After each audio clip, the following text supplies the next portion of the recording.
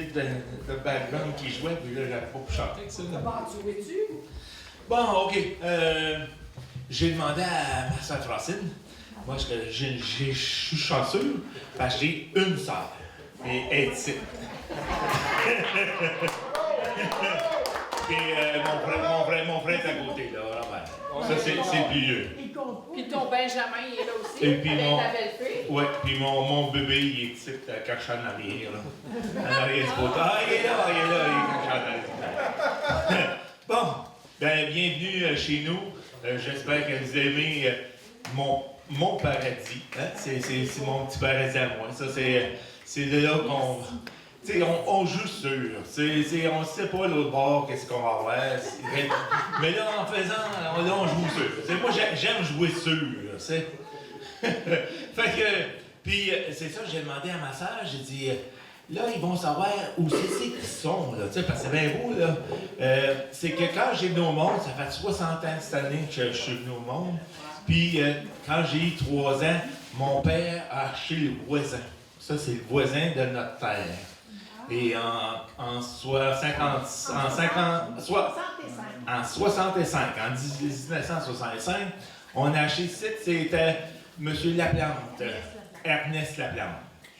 Fait que si son père, Joe Laplante, ça se trouve être le grand-père de les Laplante de Catherine Bosseline.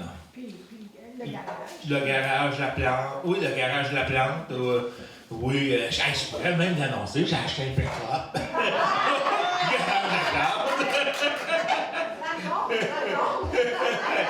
C'est tout des Laplante, là, tu sais, c'est grâce à cette grange ici que les Laplante, ça existe. Puis après ça, ben, grâce, ici, le 31 mai, à cette année-là, ma mère a fait la traite des vaches avec mon frère Robert pour être capable de, quand il avait acheté la place, puis avec ça, ben, ils ont mené à bout d'avoir le quota qu'il y avait avec la grange.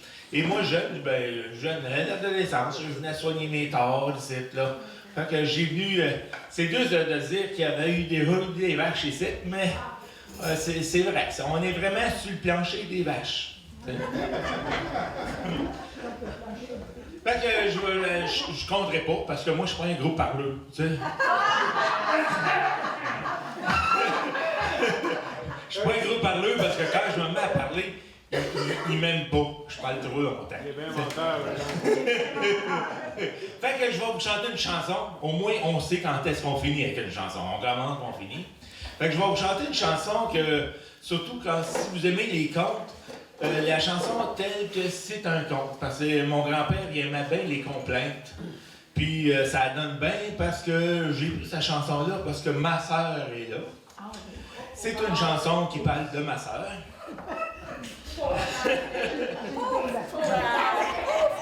Et si je fais des erreurs dans la chanson, ben c'est parce que je ne l'ai pas pratiqué. Ça se pratique quasiment pas parce que c'est trop long à pratiquer. Fait qu'on va comme ça. C'est Mathias Charette, mon grand-père, qui chantait ça. Vous allez voir. Oh, t'auras pas besoin d'essayer de m'accorder là-dessus, là, tu vas voir que on va vous juste la chanter en parlant. On va répondre. Ben, c'est ça, c'est facile à parler, c'est facile à répondre, c'est les pieds de ma sœur, tu sais. On a chanté les pinsons, les bouffettes, les moutons d'or et les rosiers en fleurs. On a chanté les lys, les pâquerettes, l'hiver poteau et les ruisseaux chanteurs. On a chanté l'amour, la poésie, le front de rose et le bras de Lucie. Moi qui ne suis pas que la moitié d'un farceur, je vais vous chanter les pieds de ma sœur. Je vais vous chanter les pieds de ma sœur. Ma sœur est grande et sa tête est divine, sa gorge est blanche et ses bras potelés. Chacun admire sa jambe ronde et fine, sur l'avenue, ses traits sont modelés. Enfin, à la toute perfection, affection même. En la voyant, on l'admire et on l'aime. Mais aussitôt qu'on s'écrie au malheur, aussitôt qu'on voit les pieds de ma sœur. Aussitôt qu'on voit les pieds de ma sœur. Je ne saurais vous en donner l'idée, je ne saurais vous en donner l'équivalent. Du nord au sud, dans aucune contrée, on n'a jamais rien vu d'aussi grand. J'ai pourtant vu ben des pieds sur la terre, des pieds de salade, des pieds de dromadaire. J'ai aussi vu les pieds des vieux plongeurs, ça rien d'à côté des pieds de ma sœur. Ça rien d'à côté des pieds de ma sœur. Un jour au Havre, sur la vaste Atlantique, je vis deux vaisseaux qui s'en allaient vaguant, en admirant leur forme magnifique, qui s'en alla sur un seul élément, tout en voyant ce spectacle grandiose, mon cœur battit et j'en compris la cause. En regardant ces bateaux à vapeur, ça me rappela les pieds de ma sœur. Ça me rappela les pieds de ma sœur. Au Sahara, ce grand désert de sable, ma sœur et moi, nous avons voyagé. Sa compagnie fut toujours agréable et j'admirais sa grande utilité.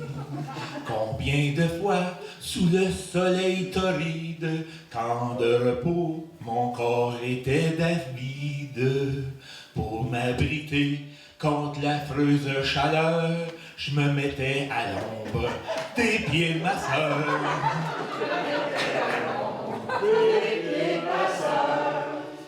Dimanche dernier, je m'en vis chez ma tante Rose, qui demeure à Versailles, ma foi. Comme c'est peu loin et que ça coûte peu de choses, j'invite ma sœur à venir avec moi. Mais au moment de me mettre en voyage, on me fit payer un excédent bagage. Je voulus réclamer, mais il n'avait pas d'erreur, car c'était pour les pieds de ma sœur. Car c'était pour les pieds de ma sœur. Un jour on vient la demander en mariage, j'invita le jeune homme à déjeuner. Je fis t'asseoir près d'elle comme c'était l'usage, je me réjouissais d'y voir s'y rapprocher. Mais tout d'un coup, il dit avec surprise, en dessous de la table, il y a sûrement deux valises. Je lui réponds tout navré de douleur, hélas, ce sont les pieds de ma sœur. Hélas, ce sont les pieds de ma sœur. Il prit la fuite, et puis dans ma famille, d'autres garçons sont venus la demander. Ils trouvèrent tous la tête assez gentille, mais de ses pieds, personne ne veut s'en charger. S'il y a quelqu'un chez vous qui a beaucoup de place, elle demeure ici, droite de la rue en face. Numéro 10, la rue des parfumeurs, c'est là où demeurent les pieds de ma sœur. C'est là où demeurent les pieds de ma sœur. Merci beaucoup, merci d'avoir venu.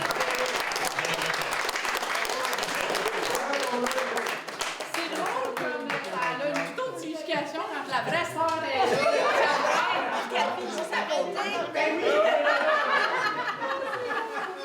Elle est mariée, celle-là, par exemple.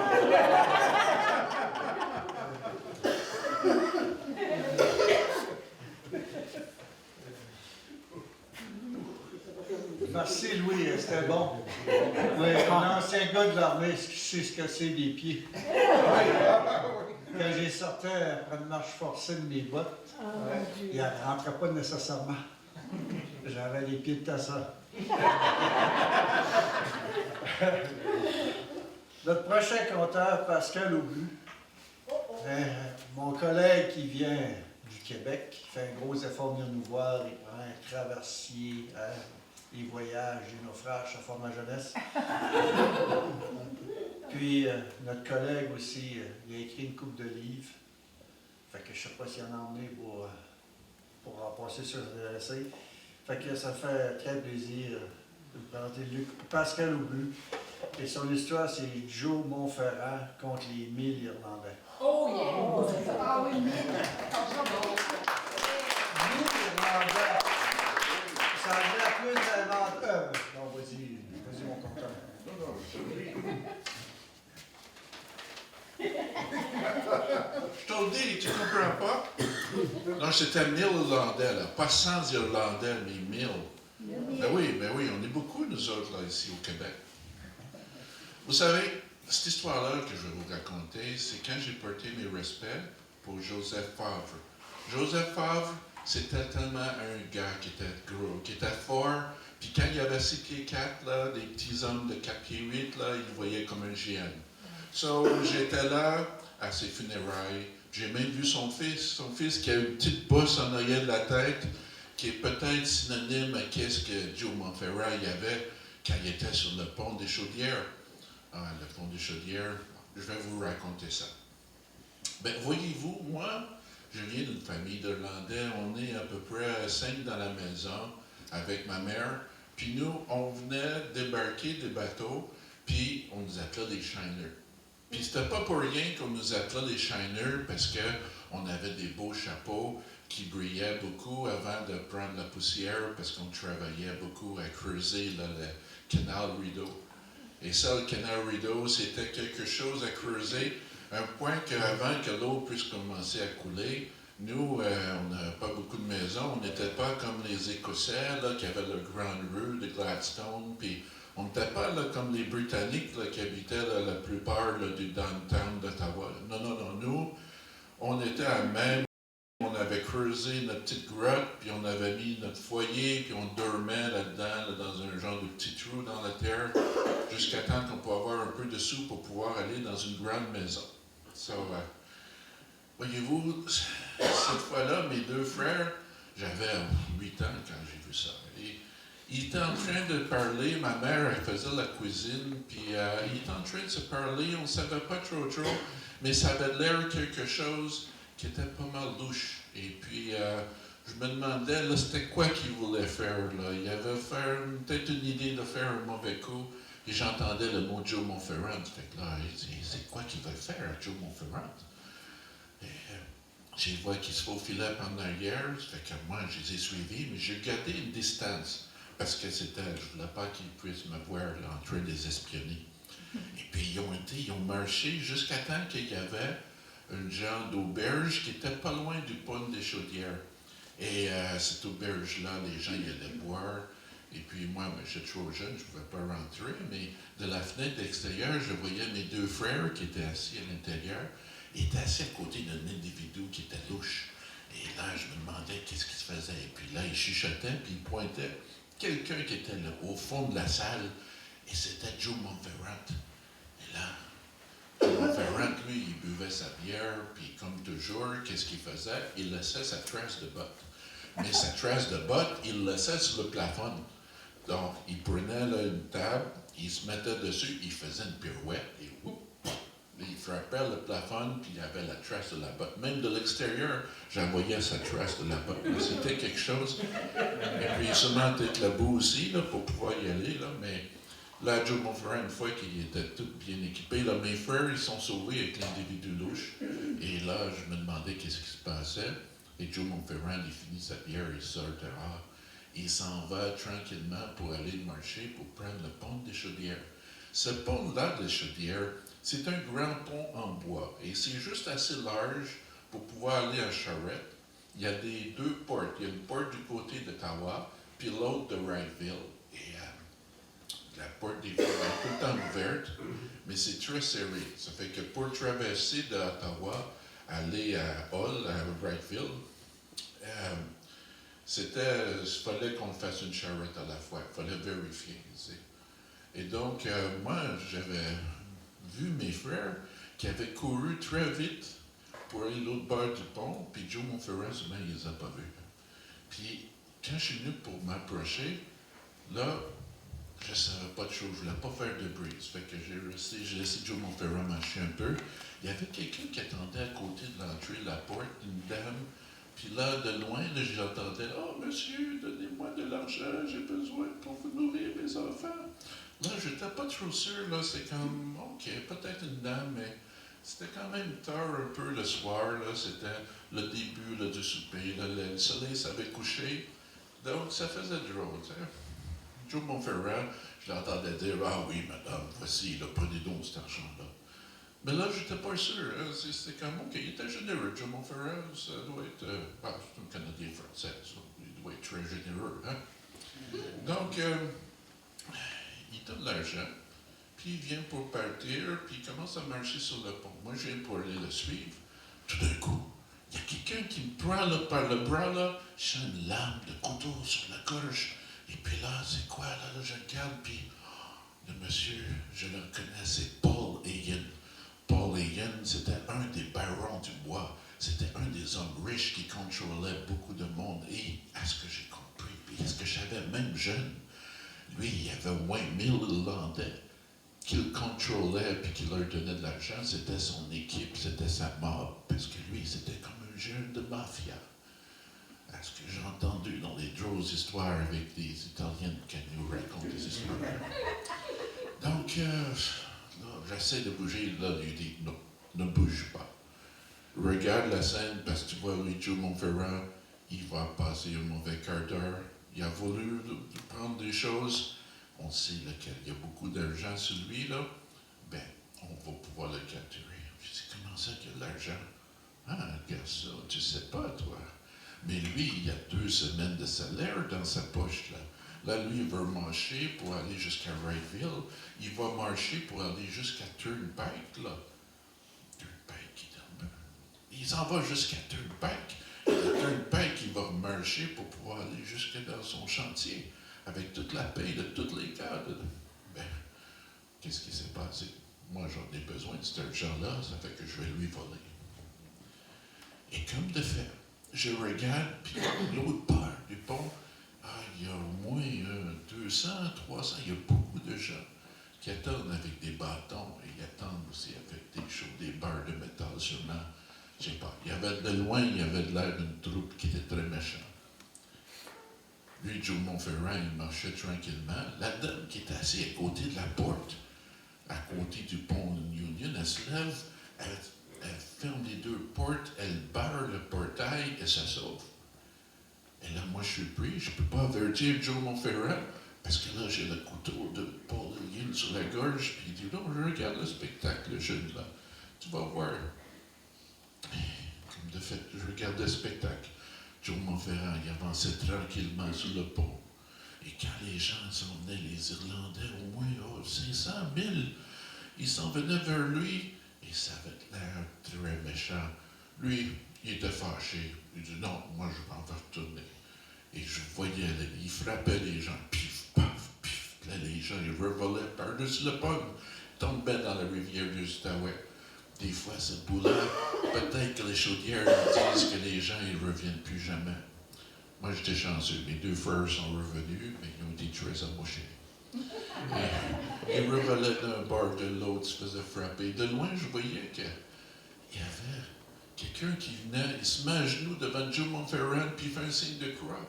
Puis là, je vois Joe Monferrand qui pointe à lui, puis il dit, va en arrière. Puis le gars, il va en arrière de lui. Peut-être parce qu'il était catholique, on ne sait pas. Et une fois que Joe commence à avancer, tout d'un coup, par en arrière, il se voit un coup, parce que le bonhomme qui a fait un signe de croix, il avait un bâton, puis il a frappé en arrière de la tête de Joe Monferrand. Ben, Joe Monferrand, il s'est viré et il dit non. Il a pris la jambe, il a commencé à l'utiliser comme une massue. Hein? Il a commencé à tourner, tourniquer le gars, il faisait wow, wow, wow. Puis là, il commençait à frapper les gens avec le bonhomme. Hein? Là, ça volait de plus en plus. Jusqu'à temps qu'après un bout, il était tanné, il a lassé le bonhomme est tombé dans la rivière. C'était quelque chose. Et là, ça revolait jusqu'à peu un bout, ils ont capitulé, ils sont sauvés. Moi, j'ai entendu Pauline qui disait, ah, zut, j'ai pas pu craquer. Là, rappelle-toi de qu'est-ce que tu as vu, mais c'est partie remise, je vais le pogner du Montferrand quelque temps. Il se sauva. Moi, j'étais fier d'un côté d'avoir vu quelqu'un, un grand bonhomme de même.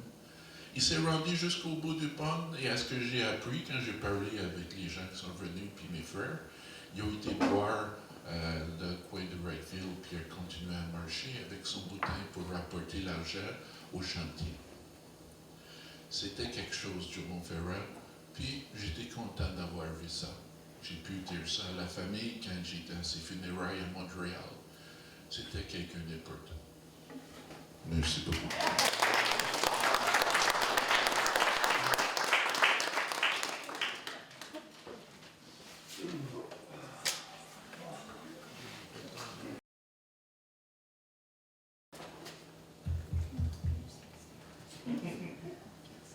Ah ben oui, prochain compteur pour votre introduction, c'est moi. Mon nom c'est Bernard Paquette et je compte sur Timoun. C'est un volet que j'ai pris comme compteur. Et qui c'est Timoun? Timoun, c'était mon chat noir. Puis il était assez tannant quand il était petit. En plus, il pétait. Oh, Seigneur. Puis, quand j'ai compris qu'il n'arrêtait pas de miauler, j'ai compris que mon chat, c'était un compteur. Fait que, quand j'ai commencé à emprunter ses comptes, mais il y a un problème. Fait que je le représente. Si c'est bon, c'est lui. Si c'est pas bon, c'est de ma faute. Fait que, mais là, Timoun, un matin, comme mes souliers ont beaucoup voyagé, il est parti. Mais ça reste quand même mon chat, puis j'ai des successeurs. Là. Maintenant, j'ai un chat noir et un chat blanc, fait que j'ai dû changer ma veste. Là. Fait que là, pour être multiculturel, là, j'ai un blanc et un noir. Fait que mon premier conte, ça s'intitule L'arbre croche. L'arbre croche, je l'ai compté au Festival des enfants. C'était pour essayer de rejoindre un peu les enfants handicapés. Puis j'ai eu l'inspiration nouvelle, il parlait d'un arbre qui poussait croche. Puis j'ai dit, tiens, non, je vais essayer de brocher ça ensemble. Et voilà. Il y avait un petit village où, à l'arrière, il y avait une petite forêt près d'un étang. Il y avait 4 arbres. Il y avait le chêne qui était grand, haut et hautain. Il y avait l'épinette qui était belle, qui était fière, puis vaniteuse. Hey, oui, je garde les aiguilles en hiver, je reste belle. Puis là, il y avait le sapin qui était menteur. Il dit, hey, moi, le sapin, là, je suis le centre de la fête de Noël. On me met sur un piédestal, puis on m'a mis. Il y avait un saut, gigantesque, mais lui, il poussait horizontal. Il poussait, mais horizontal. Là, il était à la risée de ses copains. Mais tu sais, c'était ses copains, hein? Il faisait partie de la forêt. Là, le chêne, il dit, « Oh mon Dieu! » Il dit, « Moi, là, je suis tellement haut, là, hein, que ça prend une échelle dans mes branches. Les oiseaux viennent, puis il dit, « Il n'y a personne qui vient s'asseoir dans mes branches sans voir une échelle avec leur culotte tout sale. » Moi, non, il n'y a personne. Mais il dit, « Toi, le saut, tu rampes à terre, tout le monde te graine dessus.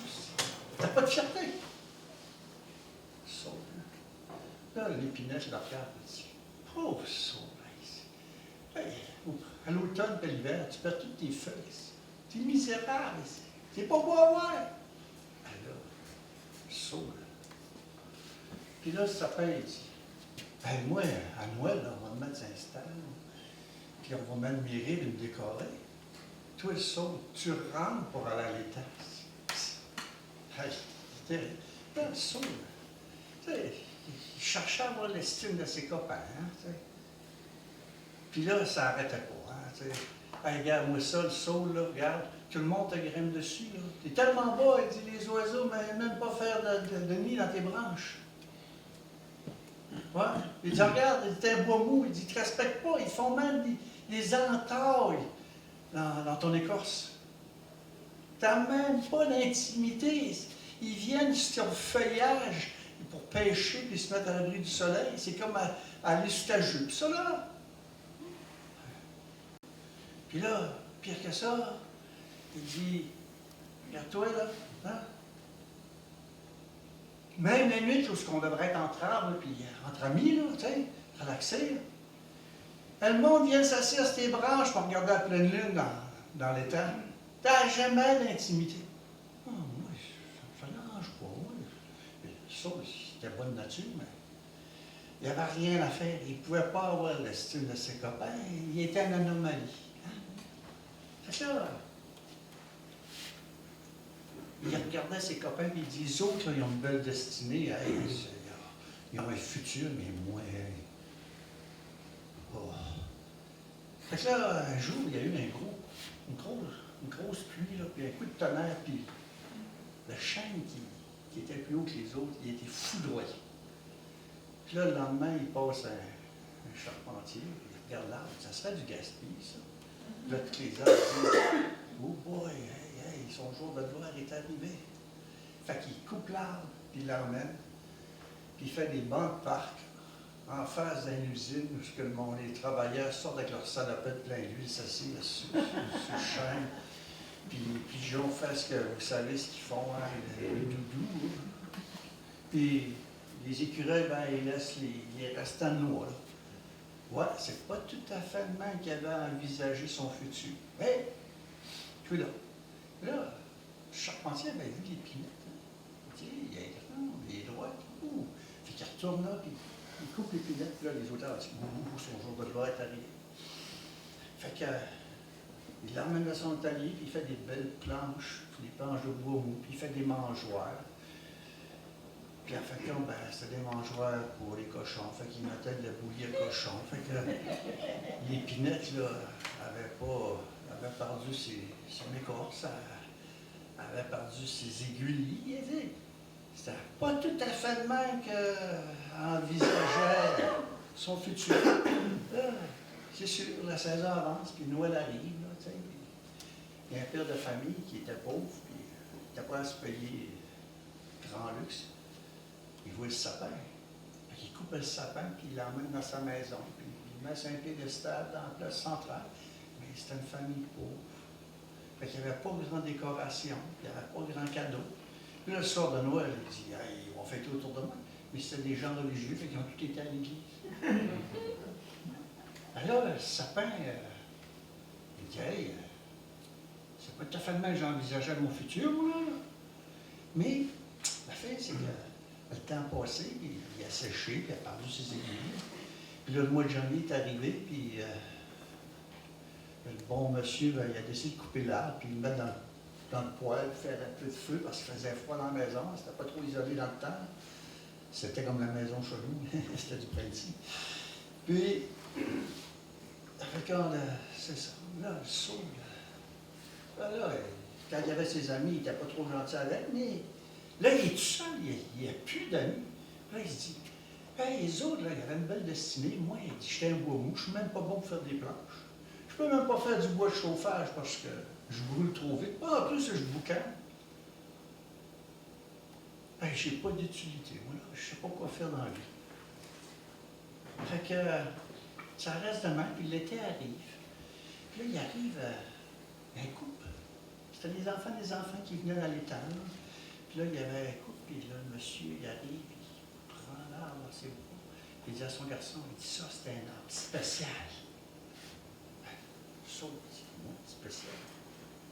Il écoute. Il dit, oui, garçon, écoute ça, là. Quand j'étais petit, là, j'avais pas d'amis. Puis je jouais avec le saut, puis j'avais pas dans mes bras, puis j'y comptais mes peines. Puis il m'écoutait, puis il me donnait de la tendresse. Puis là, il dit, il y avait d'autres petits-enfants aussi qui étaient tout seuls, puis ils venaient jouer avec ici. Puis c'est là que j'ai rencontré mes premiers amis.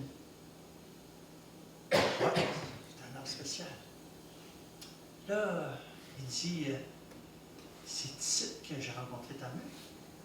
Ah oui, il dit, regarde le cœur que j'ai gravé dans l'écorce avec nos initiales, c'est ici. Puis, mon père il était occupé quand j'étais petit, il avait jamais le temps. Mais le dimanche, il m'emmenait toujours à la pêche. Ça, c'était mon moment magique. avec mon père. On se mettait sous le saule, aussi on se mettait à l'abri du soleil, puis il y avait un ombrage, puis la pêche était meilleure. Puis là, sa maman, elle dit, garçon, c'était notre chaperon, puis on allait s'asseoir sur la branche, on en regardait la lune sur le milieu. Fait que tu vois, elle dit ça, là, c'est un arbre spécial. Là, il sauve, il entend ça, ça fait un changement de paradigme dans sa, pas dans sa tête, mais il voulait dire dans son écorce. Puis là, c'est là qu'il a compris. Il dit, j'étais bien pas l'importance du champ, la beauté de l'épinette, l'importance du sapin. Mais les gens m'aiment parce que j'ai donné de l'écoute puis de la tendresse. Puis c'est là qu'il a compris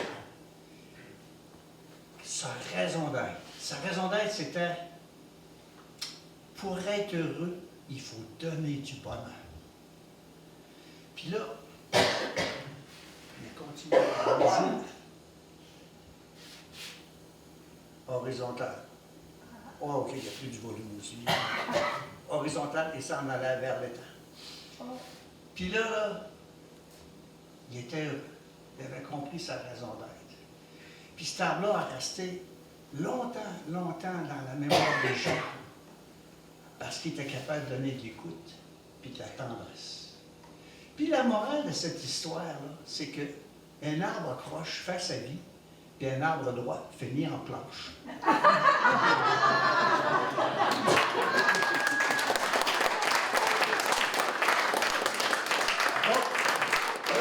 J'ai mal à la gorge parce que je ne suis pas habitué à compter des comptes sérieux. Fait que là, j'en ai une autre petite, si vous n'êtes pas trop fatigué. Puis, celle-là est plus loufoque. Ouais. J'ai fait tester par ma sœur qui était un peu pudique, là. Valérie. Fait que ça devrait passer. Elle n'a pas les pieds de ta sœur, mais. Elle a une grande gueule, pas critique en maudit. Et voilà. Ça s'intitule Le mystère de la vie et le bois perdu. Là, il y a un matin, j'avais été victime du Netflix. Autrement dit, j'ai essayé d'écouter la fin de la série. Puis, le matin, j'ai passé tout droit. Puis là, je me lève et je dis, il faut que j'aille à Ottawa pour mon médical. Fait que je descends en bas, je rentre dans la douche, je m'ébouillante, ça me rouvre les yeux. Puis, dans mon empressement, j'avais oublié de m'emmener du linge de rechange. Fait que je pogne ma serviette, puis je vais dans la salle de lavage. Puis là, j'allume pas la lumière parce que là, comme je dis, je suis pas toute là. Puis là, je rouvre la sécheuse. Puis là, oh! Au toucher, je reconnais mes boxeurs kaki de l'armée, spongieux, doux. Ah, ça me rappelle ma carrière. Hein? Fait que je les mets, puis là, 2 secondes plus tard, je suis dans mon char. Là, quand j'en reviens à mon examen médical, j'étais pas mal craqué parce qu'après 50 ans, t'as toujours le fameux test. Fait que j'y avais pas mal dans le rognon. Fait que je vais chercher mon linge. Puis là, je commence à étaler mon panier, puis j'étale toujours mon linge sur mon lit, ça a de la place pour le plier. Puis là, je commence, puis j'ai un bout tout seul. C'est ça, cette affaire-là, mon bout tout seul. Ça, c'était mon beau puma, là, avec mon petit moune, là, mon petit chat dessus. Puis il match avec mon soulier. Fait que c'était mon beau favori. Hein, fait que j'ai dit, bon, ben, réflexe. C'est le statique, fait que je défais tout mon linge, j'en regarde partout. Je trouve pas mon. Là, j'étais déjà échauffé de mon test. Là. Fait que, je dis, ouais, OK, je descends en bas. Je regarde. Il essaie pas dans ce chute. Ah, ça doit être dans la bulle. Pas dans la bulle. Ah, stop. Là, je commençais à m'impatienter parce que j'ai pas rien que ça fait plier mon linge. Je suis célibataire, puis tout. Je dis, bon. Et je vais faire le parcours, hein, tu sais. Je suis sûr qu'il y en a qui ont perdu des bas, puis ils font le parcours pour voir entre A et B. Il n'est pas là. J'ai dit, t'as bien qu'à tomber en bas de mon panier dans le champ, fait que je vais voir où est-ce que je mets mon panier. Il n'est pas là. Là, j'ai dit, ça doit être mes deux mauvais chats qui l'ont volé, qui jouent avec. Parce qu'ils volent son staff, mes nouveaux chats, ils volent toujours mon argent. J'ai retrouvé mon 5 pièces devant la porte, là, aujourd'hui. Mais je ne trouve pas mon bras. Ah là, j'étais commencé à me craquer, là, comme ils disent en bon gaspésien. J'étais à la veille de péter une coche. Fait que, mais là, j'ai dit, c'est pas loin de la Sainte-Anne. Je suis content. J'ai dit, il faut que, comme ils disent, think outside the box. Ouais. Fait que j'ai dit, je suis sûr qu'il y a un lutin qui vient voler mes bas. Fait que je descends la sécheuse, je roule la sécheuse, je me rends la tête. Hey, y a-tu quelqu'un ici qui prend mes bas? Là, j'entends une voix qui me dit, hey, maman, ça va? T'es qui, toi? Ben, c'est Steph, ton voisin. C'est ça, dans ma sécheuse. Je suis pas dans ma sécheuse, il dit, je te parle par la sortie de ta sécheuse, je t'entends parler. Ouais, t'as-tu vu mon bas? Non.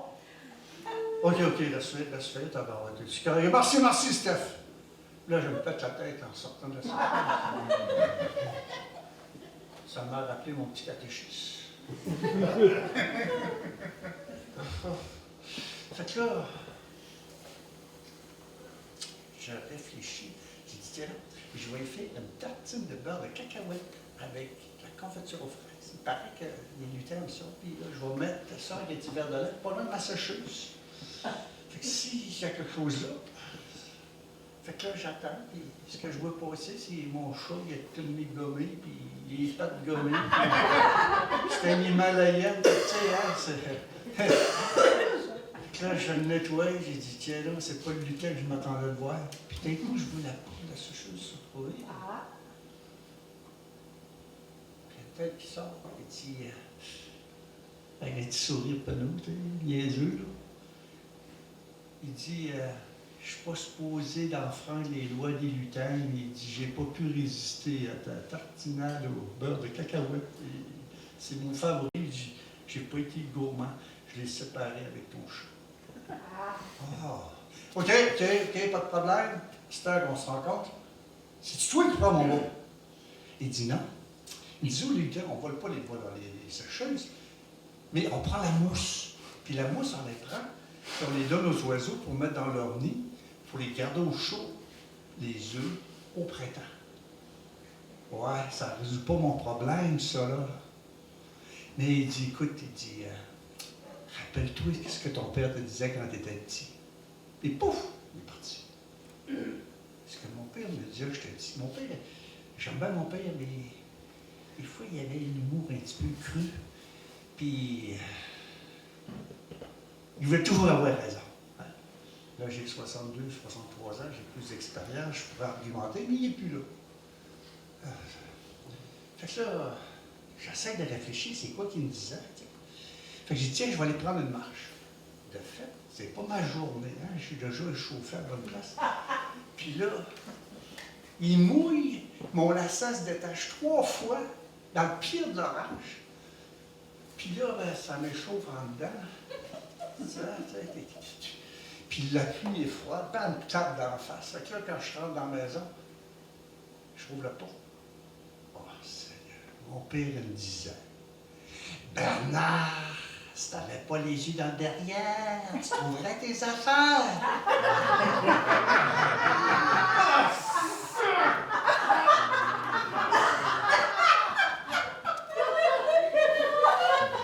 Ah, là, c'était un test avec 2 doigts. Je suis pas ça. Puis là, quand j'étais petit, je pouvais pas argumenter avec lui. Il fallait que qu'il ait raison. Fait que...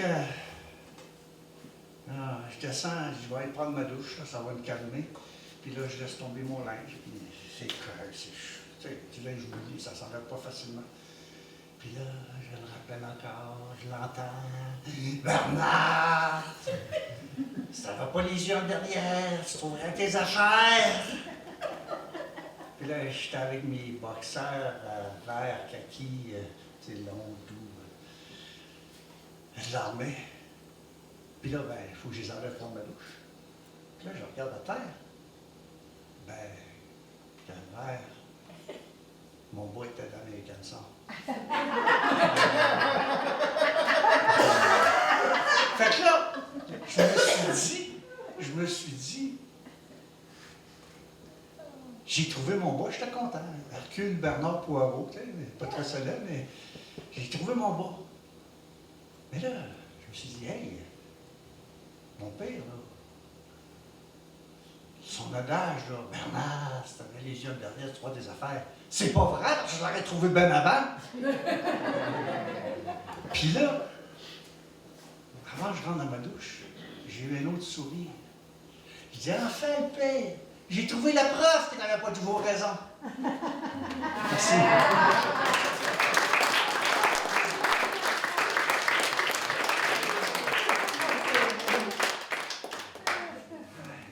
On est pour le multiculturalisme, ça c'est pour mon chat blanc.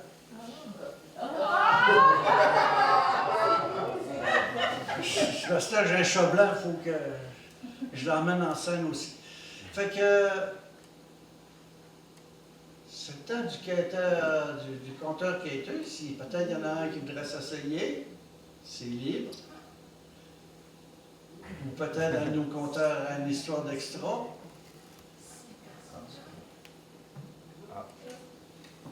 Jules, tu veux t'essayer? Oui. Ah oui.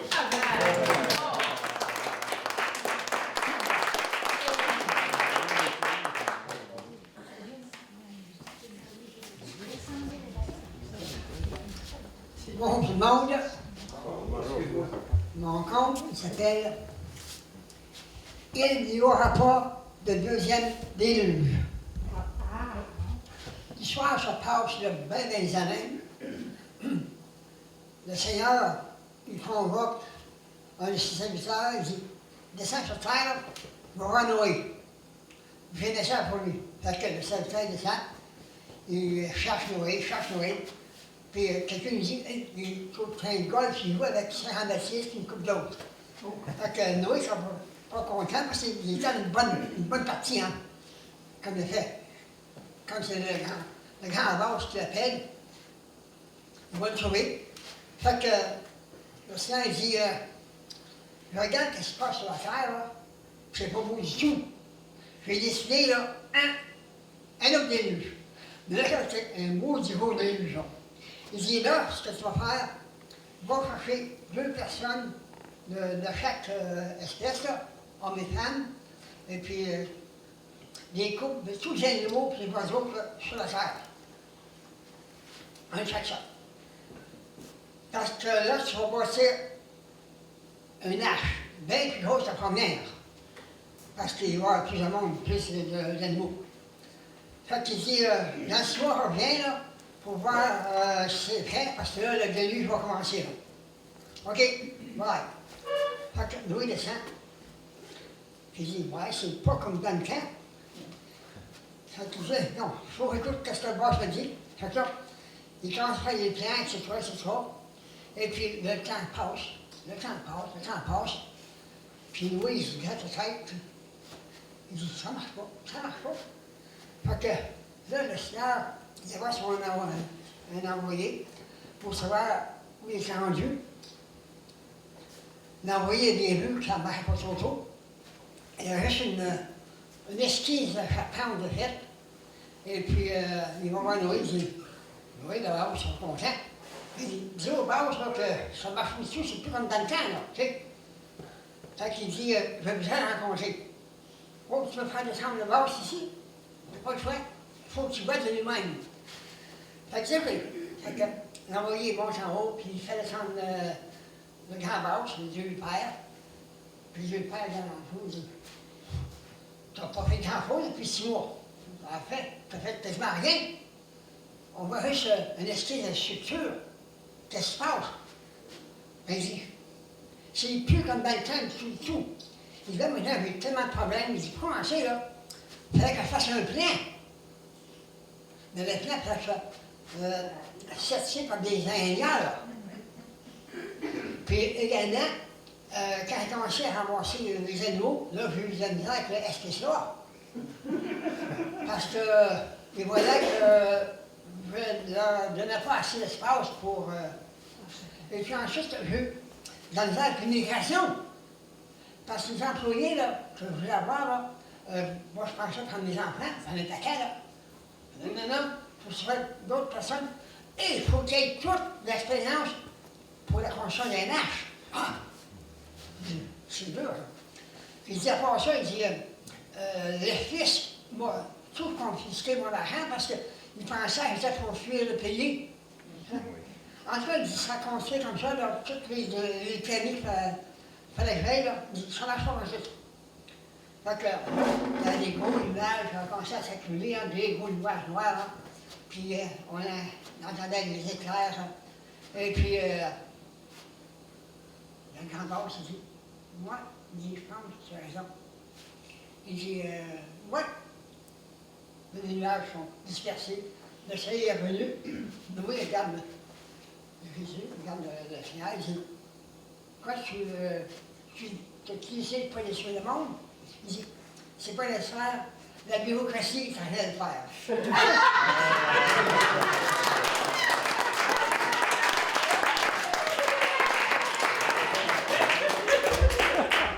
Notre ami Jules Chartrand, notre historien du musée.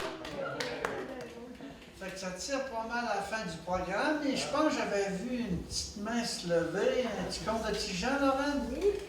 Oui, vous? Et le monde, sont-tu fatigués? Non. Je sais que tu en avais préparé 3, mais...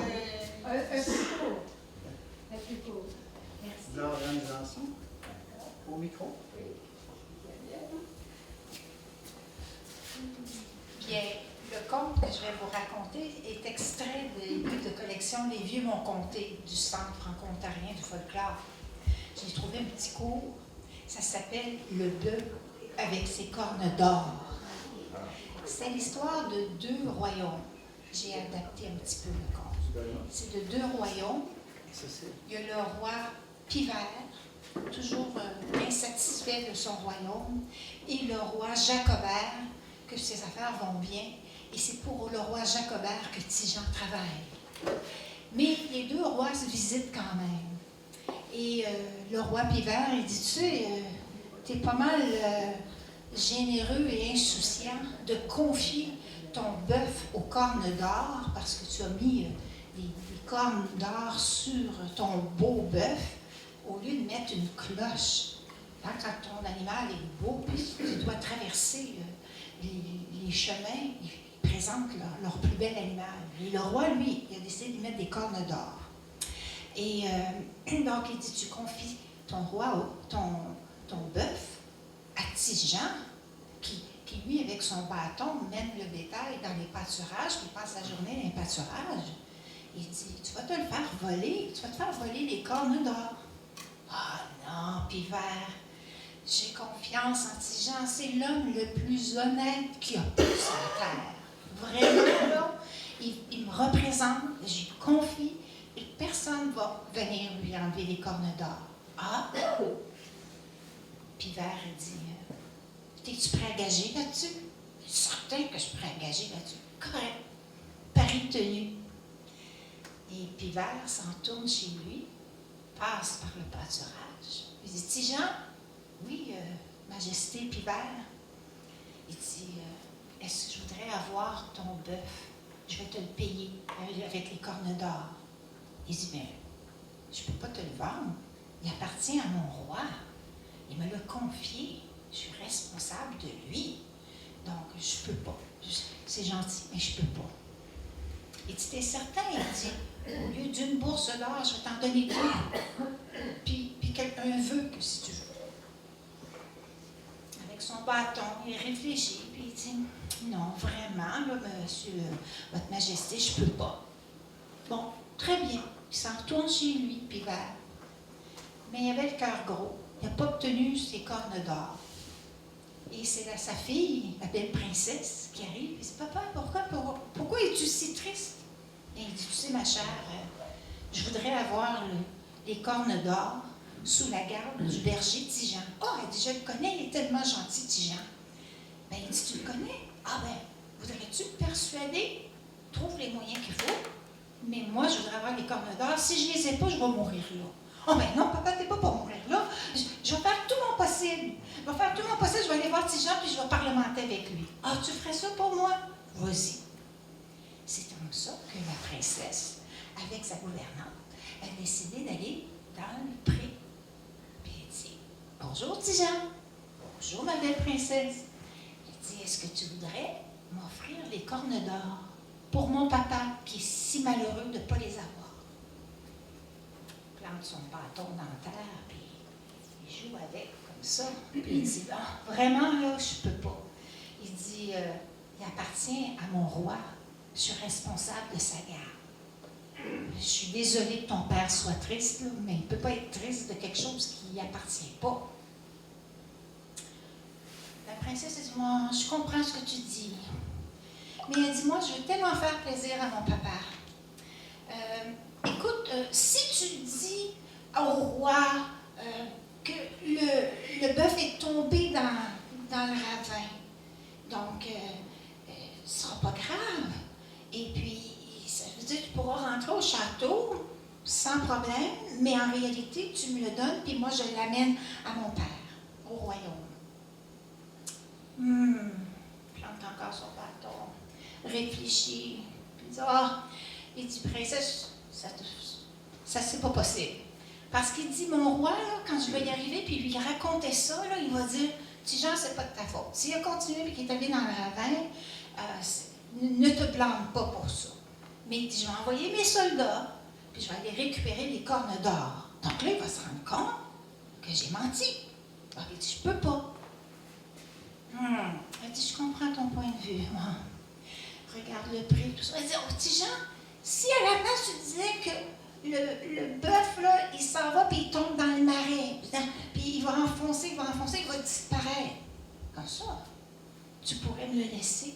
Tu pourrais retourner au château, puis lui dire qu'il a disparu dans le marais. Plante son bâton, réfléchit.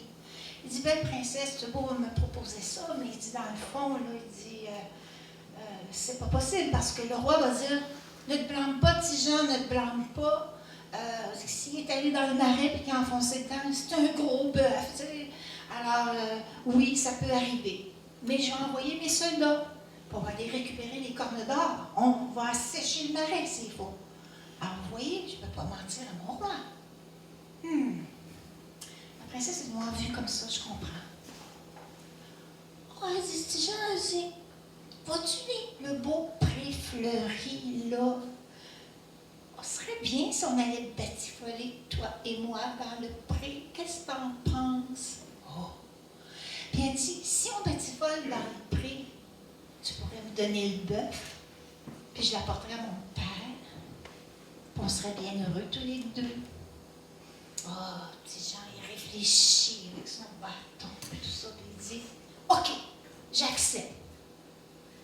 Et après la fin de la belle journée qu'ils ont batifolé dans le pré, il remet le bœuf aux cornes d'or à la princesse, puis il rentre au château. Le roi Pivert voit ça. Il s'en va à toute vitesse voir son voisin, le roi Jacobert. Puis il dit, Jacobert, écoute bien celle qui va arriver, là. Il dit, Tijan s'en vient. Comme de fait, le roi voit arriver Tijan, puis son bœuf aux cornes d'or n'est plus là. Mais il dit, Tijan, qu'est-ce qui se passe? Où est mon bœuf aux cornes d'or? Ben, il dit, Votre Majesté, Sa Majesté Pivert, ici présente, m'a offert beaucoup d'argent pour que je lui cède le bœuf. Puis j'ai refusé. Puis après, il dit, j'ai rencontré sa fille, la belle princesse. Puis elle m'a offert de dire qu'il est tombé dans un ravin. Puis après ça, tombé dans le marais. Puis j'ai refusé. Mais il dit, après, elle m'a offert d'aller batifoler dans le champ. Puis il dit, j'ai accepté en échange du taureau, du bœuf aux cornes d'or. Il dit, Tijan, c'est parfait. T'as bien fait, t'as fait la bonne décision, bravo. évacuait des activités. Puis le roi Jacobert se retourne et il dit, bon, Pivert, ton royaume m'appartient.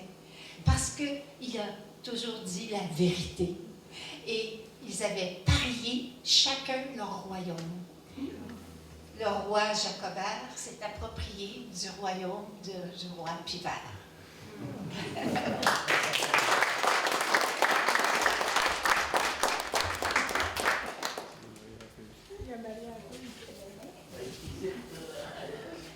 Cécile, tu voulais pas dire quelques derniers mots? Oui, oui, oui, oui.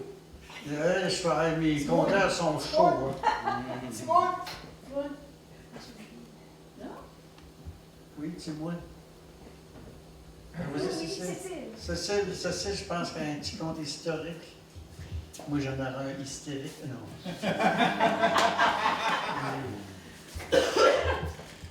T'es capable d'en prendre un autre? Ben là, c'est parce qu'on veut faire honneur à Louis Racine.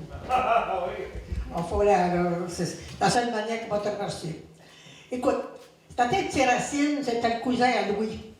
Puis, tu comprends qu'il s'est marié avec une petite fille de Saint-Albert, un Drouin, ça a l'air.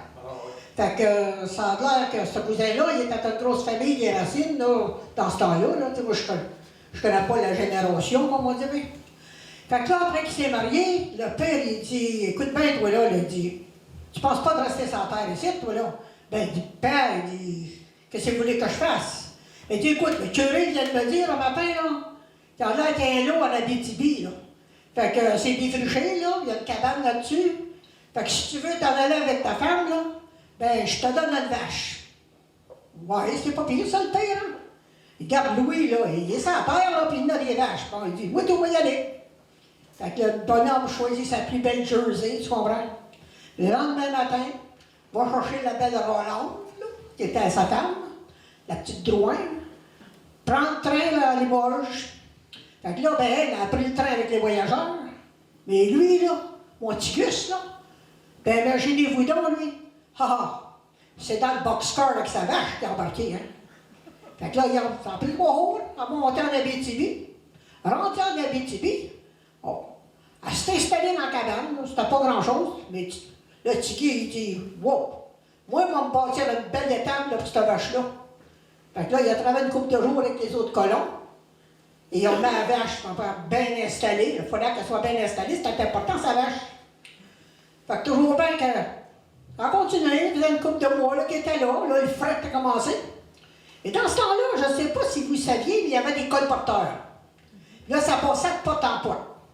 Puis eux autres, ils étaient bien habillés, puis ça sentait bon, tu comprends. Hein? Ça sentait le parfum pour vendre des affaires aux bonnes femmes dans les maisons. Fait que là, il y avait longtemps que la grosse Rolande n'avait pas vu de monde. Hein? Fait qu'elle se préparait pour servir le souper. Là. Dans la maison, il n'y a pas grand-chose. La table, le 4 chaises, puis le bahut. Fait que là, ben, sur le poêle, comme le poêle à Louis, là, elle avait un de ces poêles là, en fonte, là, comme il y a là. Là, tu avais fait créer des belles crises de l'or, là. Tu sais qu'on appelle les oreilles de Christ, là. Fait que là, avec des patacrons. Fait que là, ben, elle se met à souper. D'un coup, bang, bang, bang, bang, bang, à la porte. Fait que, elle dit, c'est-tu un ours? Ouais, Roland, il dit, je vois ça pas si chose, là. Il dit, va ouvrir. Fait que ma Roland, elle va ouvrir.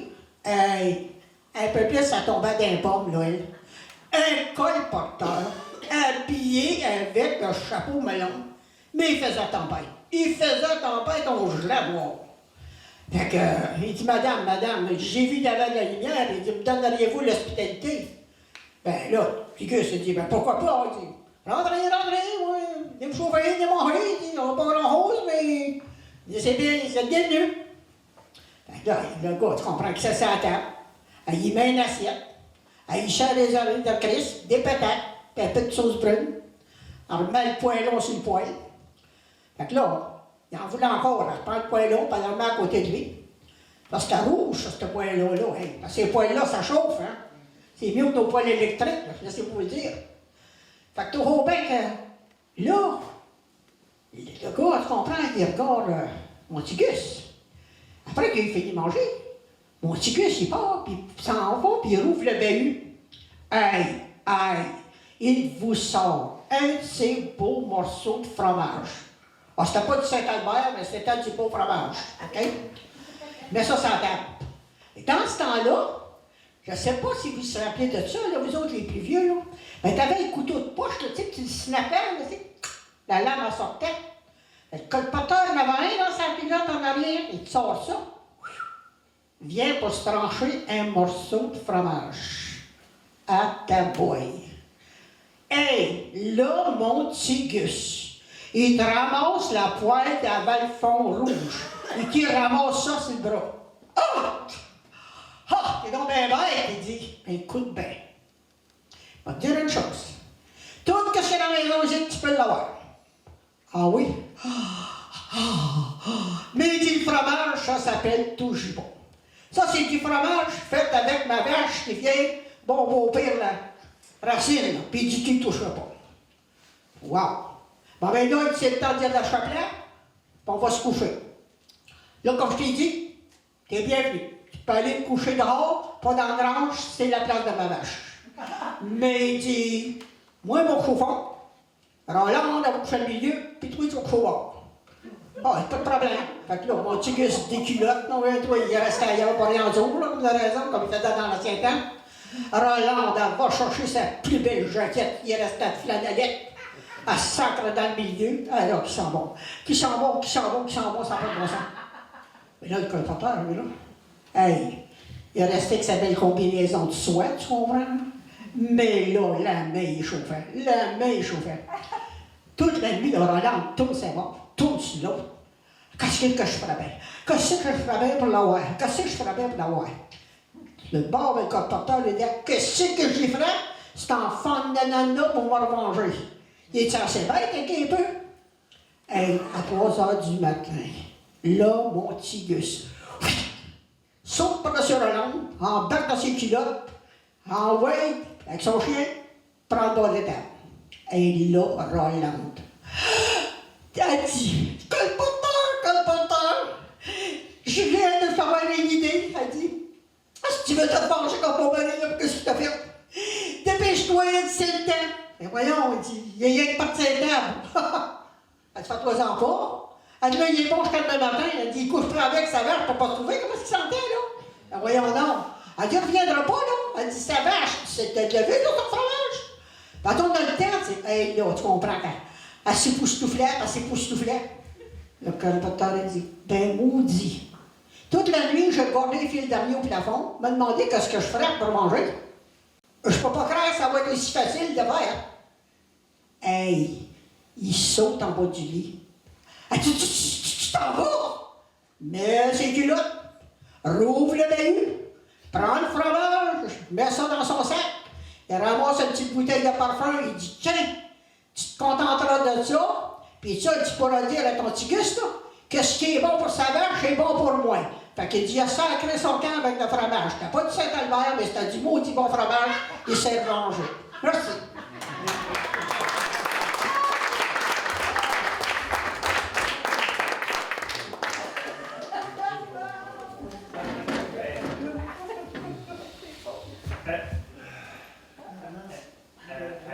Elle veut chanter. Ah oui.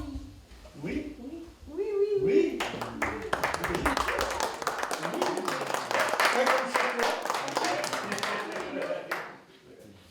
D'accord.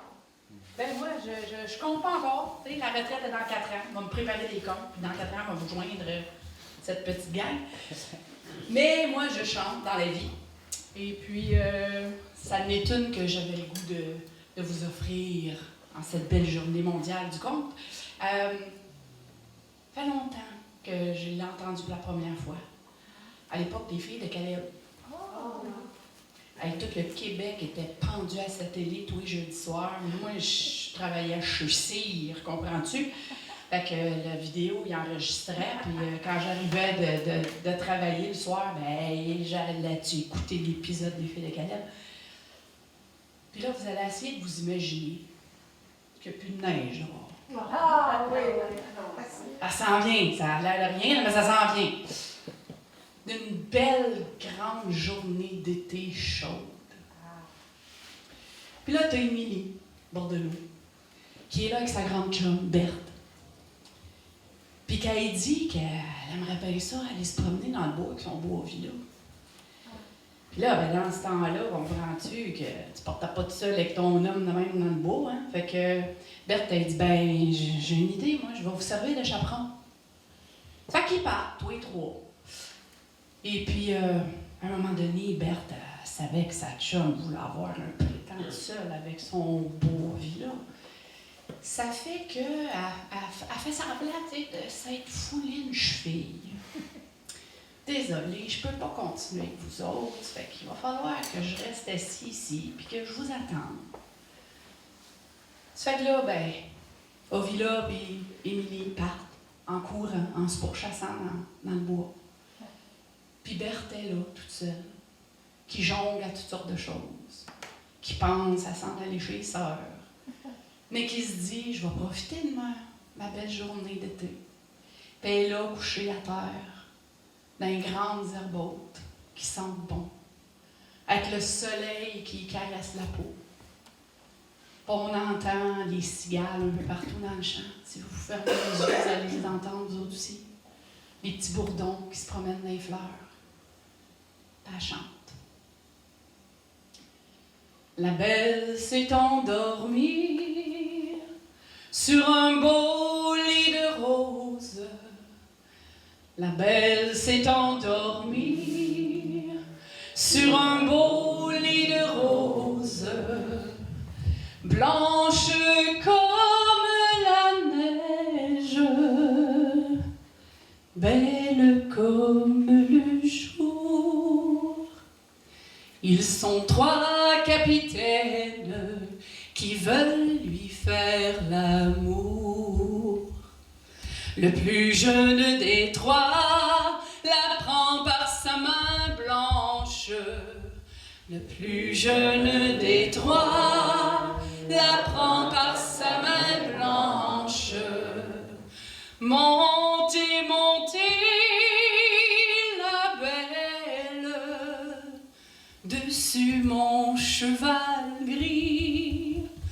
À Paris, je vous mène dans un fort beau logis.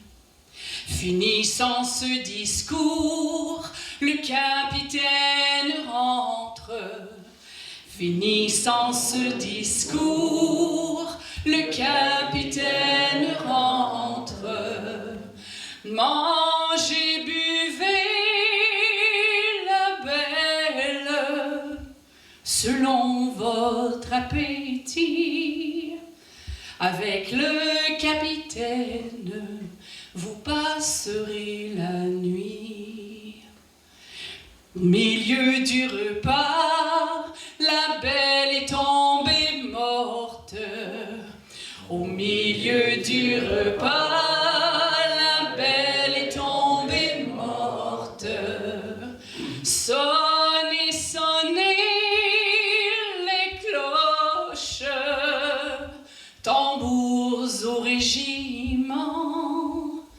Ma maîtresse, elle est morte à l'âge de 15 ans. Mais au bout de 3 jours, son père s'y promène. Mais au bout de 3 jours, son père s'y promène. Ouvrez, ouvrez ma tombe, mon père, si vous m'aimez. 3 jours j'ai fait la morte pour mon honneur gardé. La belle s'est endormie sur un beau lit de roses. La belle s'est endormie sur un beau lit de roses, blanche comme la neige, belle comme le jour. Ils sont 3 capitaines qui veulent lui faire l'amour. Et elle s'est endormie dans les herbes hautes.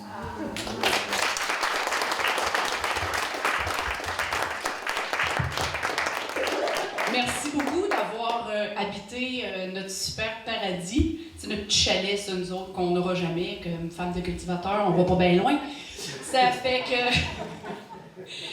c'est un endroit, nous, qu'on aime partager avec tout le monde parce que c'est notre petit coin de bonheur ici.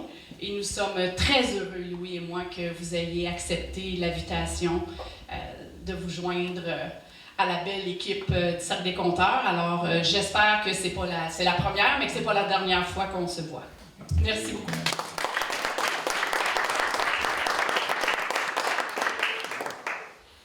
J'espère rien oublier. À cette école, j'ai eu 2 médailles. Un pour la mémoire. Et puis l'autre, je pourrais m'en rappeler. Mais je vais faire mon effort. Merci Joanne et Louis de nous avoir accueillis au paradis. Au moins, je pourrais dire que j'y étais une fois. On va faire mon purgatoire. Je voudrais remercier TVC 22, notre petite étudiante, Danielle.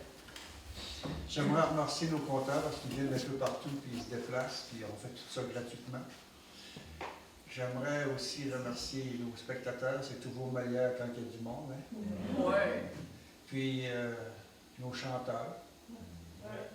Puis Maurice, que j'aime toujours taquiner à chaque fois que j'appelle mon petit. Mais je sais que c'est Maurice. Fait que, merci d'être venu à la Journée mondiale du conte. Avec toutes vous autres ensemble, là, ça a été, je pense, un bon succès, ça a été plaisant. Puis c'est certain qu'année prochaine, on va refaire un autre festival du conte. Puis s'il y a des nouveaux conteurs, c'est correct. Merci à toi, Bernard, d'organiser ça. Ah oui? Ça me fait plaisir. Ça me fait plaisir, ça me fait plaisir. Et on fait une chanson comme monsieur. Puis oui, mon Maurice, mon ami, mon petit, si tu nous fais une chanson de fermeture, as-tu besoin du micro? Oui, je vais prendre le micro.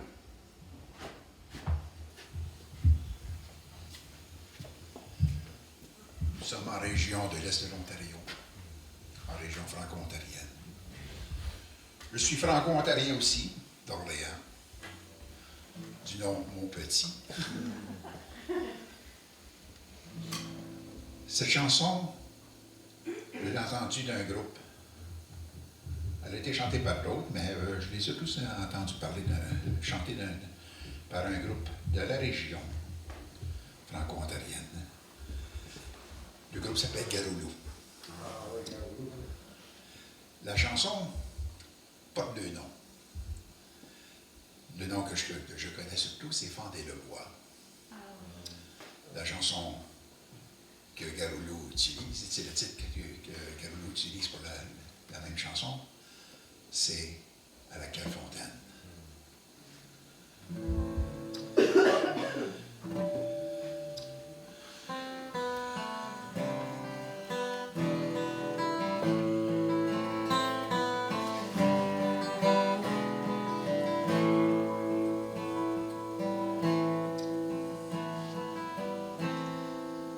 À la Clairefontaine,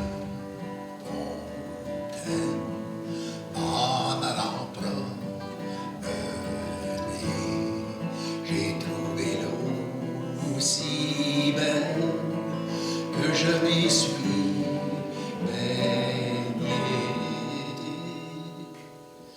Fendez le bois, chauffez le four, dormez la belle, il n'est point jour.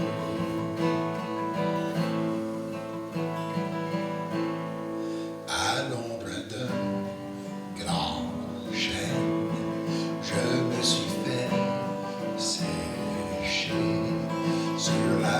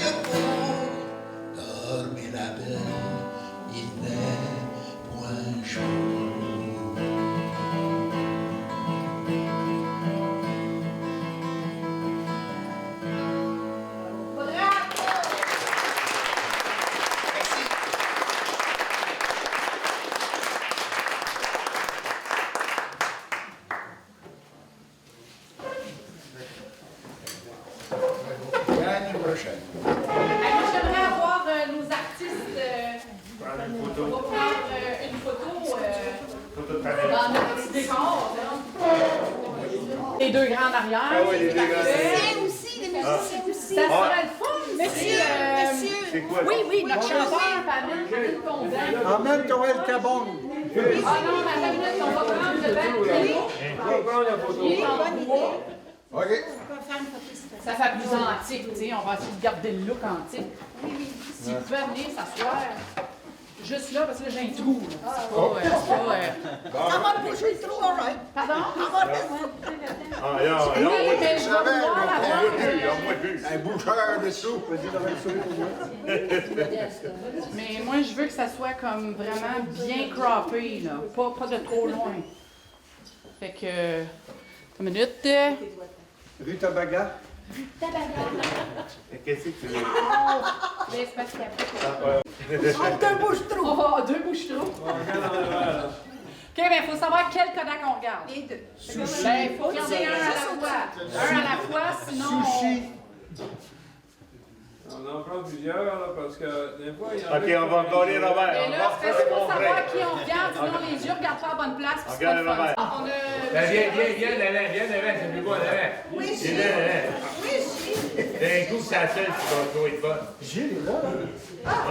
Ton doigt est proche de la lentille, là. Mon nom est Bernard Paquette, je suis le président du conseil d'administration de TVC 22. Et cette année, TVC 22, encore une fois, on est en partenariat avec le Cercle des compteurs et compteuses de l'Ontario pour le Festival du conte mondial. Fait que je suis très content de cette activité-là que la télévision communautaire s'implique. J'ai ici un spectateur. Est-ce que c'est la première fois que vous venez au Festival du conte? En fait, c'est ma deuxième fois que je viens. Puis, vous avez aimé ça assez pour revenir? Mais donc, c'est une bonne opportunité pour prendre contact avec nos racines francophones, en fait, les racines du terroir. C'est toujours bien agréable. Les contes, c'est bien recherché. Disons que ça vient toujours nous toucher, ça vient toujours nous chercher à quelque part. Merci beaucoup. Fait qu'on va aller interviewer un conteur. Je suis très content de vous présenter Cécile Boudreau-Pagé, qui est une des conteuses j'aime bien taquiner, la doyenne du Cercle des compteurs. Cécile, est-ce que c'est la première fois que vous participez aux Journées mondiales du conte? C'est pas la première fois. Eh bien non, ça fait des années, mon genre, ça fait 10 ans. Il y a 4 ans passés, on était dans Forêt-la-Rose en short. Imagine-toi, elle fait de camp. Comparé aujourd'hui, c'est-à-dire qu'elle s'est changée, hein? Pas la même température. Cécile, tu nous comptes quelque chose aujourd'hui? Ben, tu sais, comme je suis toujours, je fais mes comptes, des comptes traditionnels. Je vais d'après les comptes des vieux. C'est un compte encore que j'ai fait. C'est un conte qui se passe à Saint-Pascal, dans mon village natal. C'est une histoire vraie. Mais j'en ai mis, j'en enlève, là. Mais c'est l'histoire d'une vieille dame qui s'appelait on l'appelait Tiwis. Et puis, vous allez découvrir le trou du diable, parce qu'il y a le trou du diable à Saint-Pascal. Je ne sais pas si vous le savez, mais il y a un trou du diable. Ah ben, c'est à découvert. Puis là, comme conteuse, t'as embelli un peu la vérité? Il y a un peu de vérité, puis il y a des montrées dedans, mais il y a de la vérité. Puis la plupart, c'est toute la vérité. Merci beaucoup. Merci, Bernard.